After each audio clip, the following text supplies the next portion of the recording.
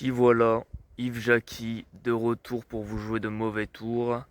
On est à l'étang du puits de Cerdon, dans l'entité paysagère La Sologne, dans le département du Loiret, à cheval avec le département du Cher. Ça fait beaucoup, mais c'est important de préciser parce qu'en fait il y a un autre village qui s'appelle Cerdon, qui lui est plutôt dans le sud il me semble. Je crois peut-être dans les Alpes. Et souvent, il y a des mecs, par exemple, qui commandent, par exemple, à la boucherie de Cerdon, en Sologne, là où je suis. Et en fait, les mecs, ils se pointent à Cerdon, dans le sud. Ça arrive beaucoup de fois. Même des mecs qui veulent livrer. Aujourd'hui, il fait froid. Hier, il a gelé. Aujourd'hui, il a pas gelé. C'est pas pour autant qu'il fait pas froid. Bon, je suis bien équipé, j'ai mon imperméable coupe-vent. Bon, ça devrait aller, j'ai le bonnet, j'ai le cache-cou, j'ai les gants. Ça va être l'occasion de tester en température un peu plus froide cet outfit finalement. Cerdon. Cerdon classé ENS, espace naturel sensible, comme le parc de Sully. Donc on va pouvoir voir différents aménagements qui sont proposés dans un cadre différent. Là on est dans un parc d'un château. Ici on est en pleine Sologne, c'est vraiment un étang. Donc il n'y a pas de château, il n'y a pas de bâtiment particulier. C'est vraiment la nature. Et puis on va voir des oiseaux. Euh, on va avoir des petits spots pour voir des oiseaux. Et puis non, il va y avoir des trucs sympas à voir à droite à gauche. Et puis voilà tout, on va commencer. Bon, avant de débuter cette vidéo, je vais quand même vous faire un petit topo sur la Sologne. La Sologne, c'est vraiment une vaste région forestière avec énormément de zones humides et tout particulièrement des étangs. On va retrouver tout le bestiaire classique de la faune des forêts françaises. La grande spécificité, ça va être tout ce qui entoure les zones humides. On va retrouver beaucoup d'oiseaux migrateurs et une riche diversité de végétation semi-aquatique. Ah, on commence déjà. Alors juste ici, on a des cols verts. Bon bah ça c'est un classico. Non, il n'y a pas de foulque. Alors il y en a dans les temps, hein, mais là il n'y en a pas devant moi. Et puis devant nous, on a toute une ribambelle d'aigrettes. Il me semble que c'est la grande aigrette blanche. Ah tiens, on a un cormoran. J'en ai vu deux trois voler tout à l'heure en arrivant.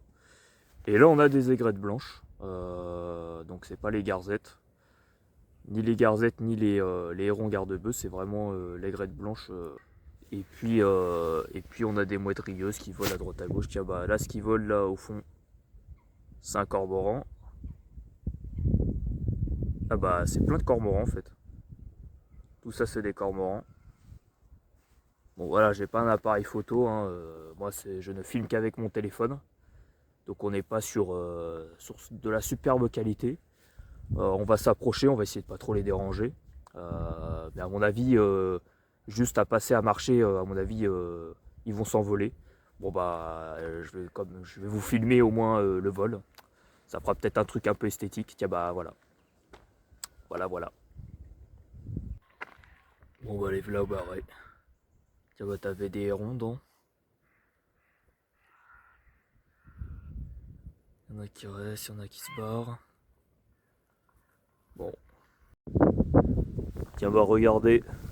Encore un nifoire cavernicole.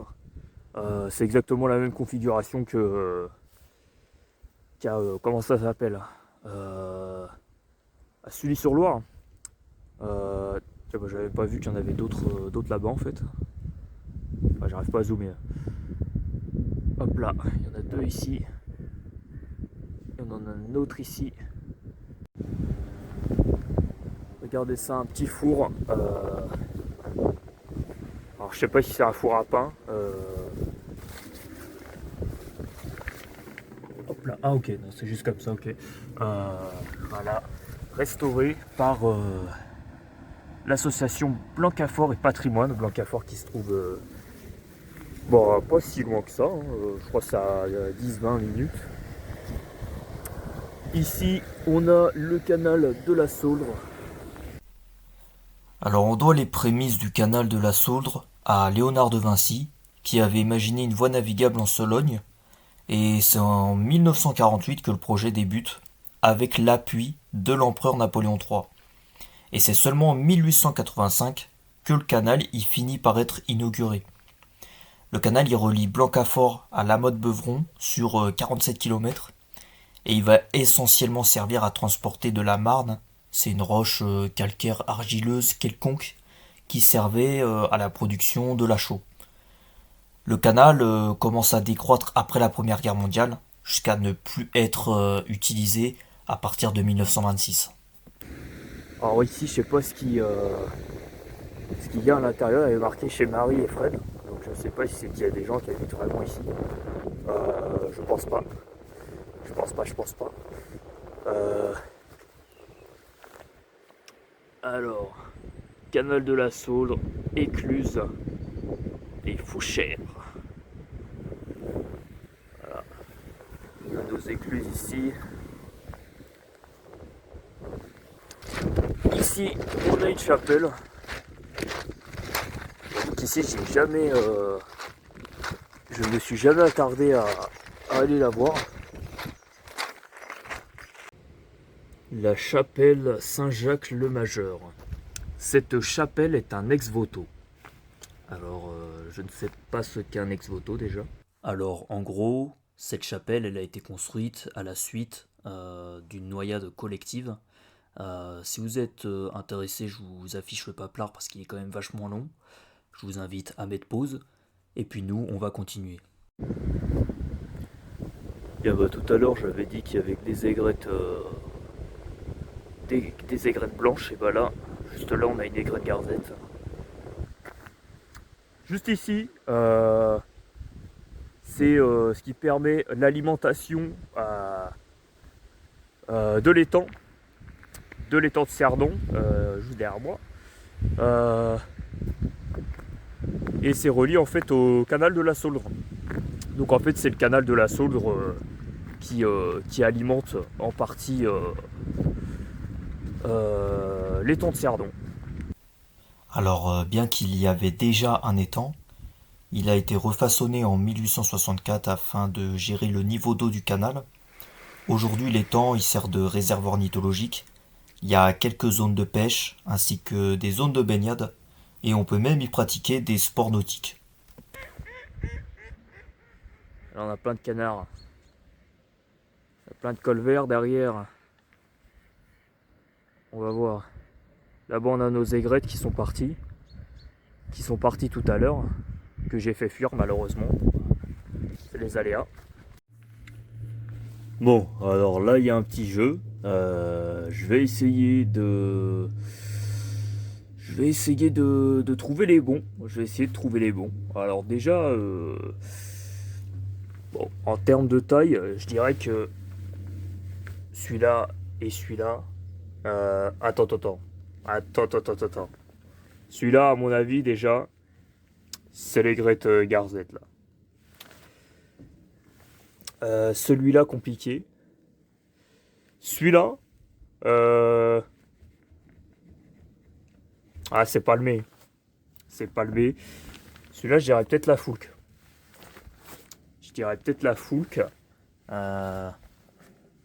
Et puis les deux, par contre, les deux, complicado. Complicado.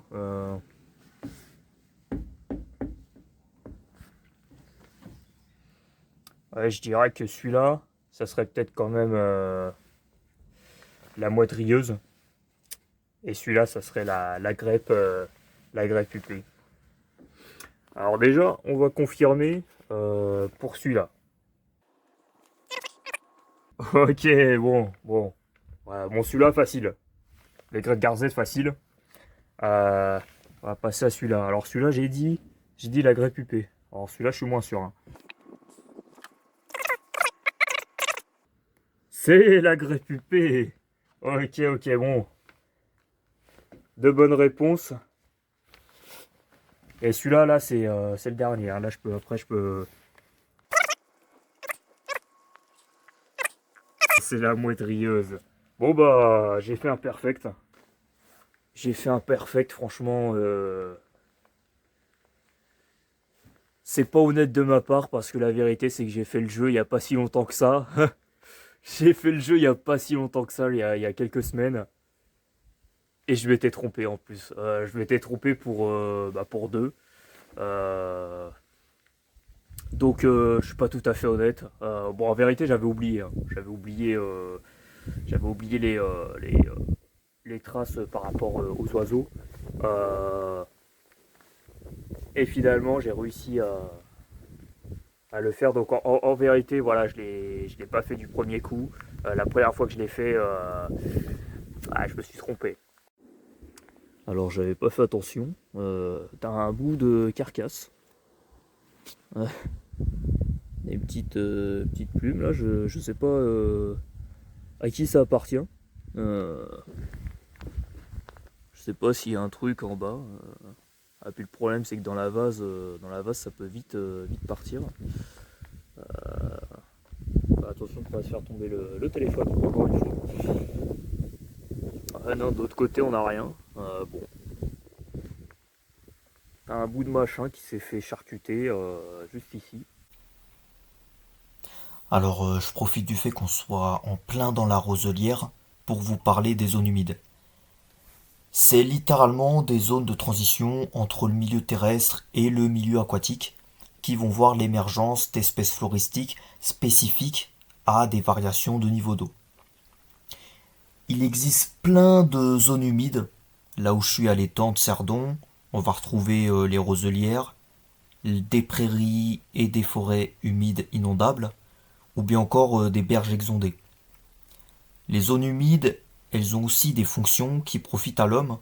Le premier exemple, c'est la filtration de l'eau par les roselières, qui rend notamment la baignade accessible à Cerdon. Mais elles peuvent aussi permettre de gérer les eaux usées. C'est le cas notamment de la commune de Senlis, qui se trouve pas loin.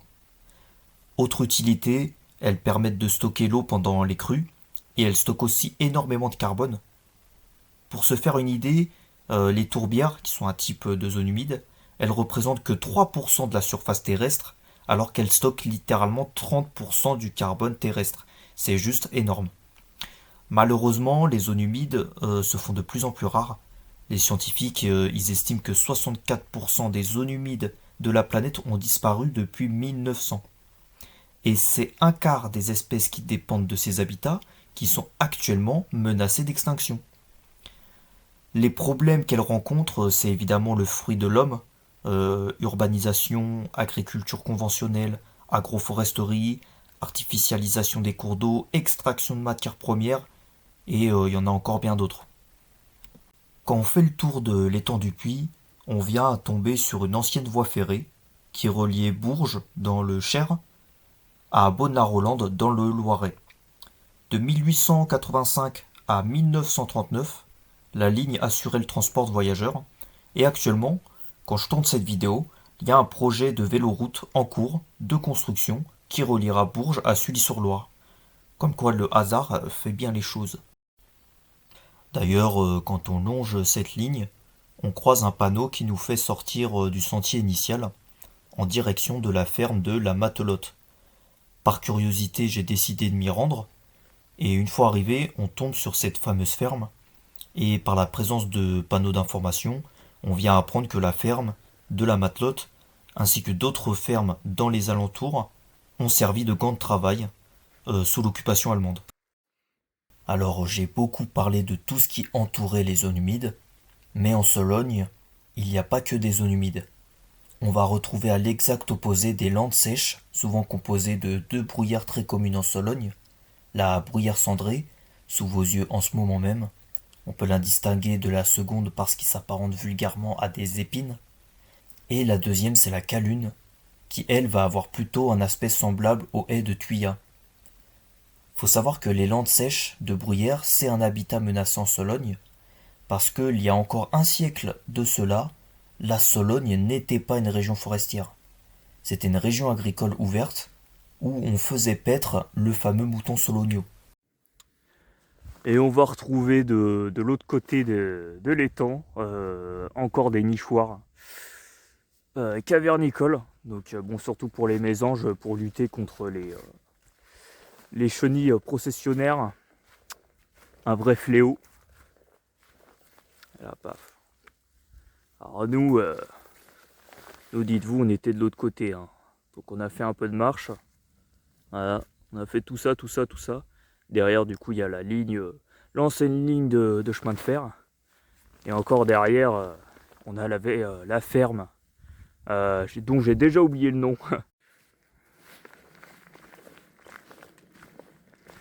On emprunte le petit ponton. Et juste ici, on va avoir un gîte d'abeilles solitaires. Donc ça va être exactement la même chose qu'on a pu voir au château de Sully-sur-Loire. Voilà. De toute façon, c'est... Enfin, je suppose, hein, ce sont les mêmes équipes qui ont créé ces aménagements à Cernon comme à Sully-sur-Loire. Donc c'est normal que ce soit littéralement la même chose. Maintenant, on va aller à un autre observatoire et ça va être sympatoche. Il n'avait pas replu depuis la dernière fois que j'ai pris la caméra. Et là, il commence à retomber des petites gouttes. Enfin, ouais, bon, là, c'est un peu de la neige. Donc là, ah bah, on arrive à voir. On arrive à voir à la caméra, génial. Bon, bah, il commence à neiger. Voilà. C'est magnifique, c'est l'hiver. C'est l'hiver.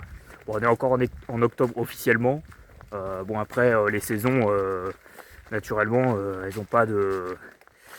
C'est pas la préfecture qui décide de si on est en hiver ou en octobre. En hiver ou en octobre. En hiver ou en automne. Excusez-moi, je perds mes mots. Et là, ça commence à bien tomber. Hein.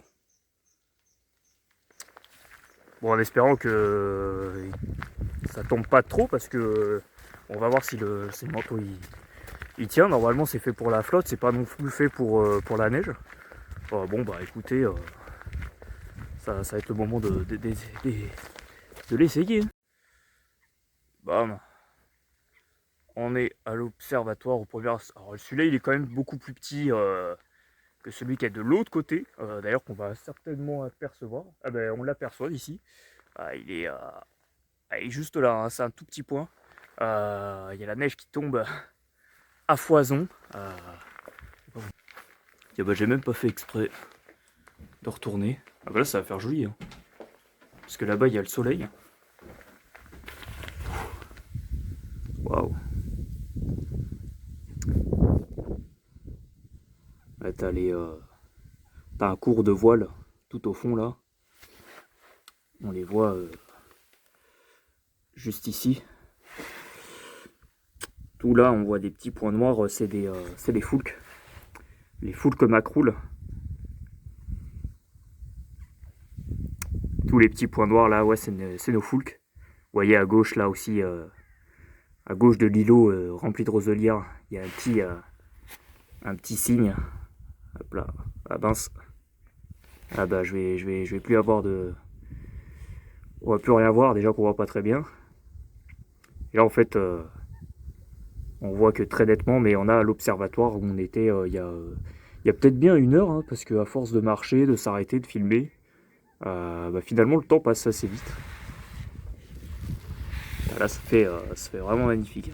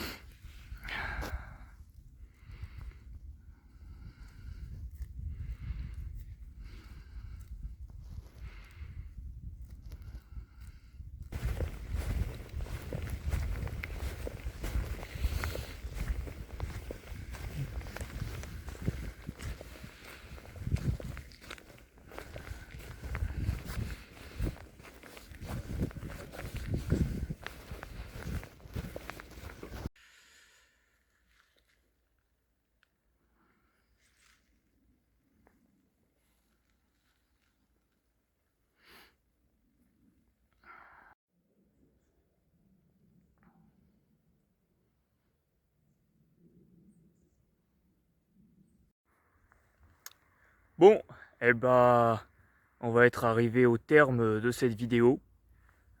J'espère que vous l'aurez apprécié. Et en tout cas, moi, je vous dis à bientôt pour une prochaine vidéo. Et je vous souhaite une bonne continuation.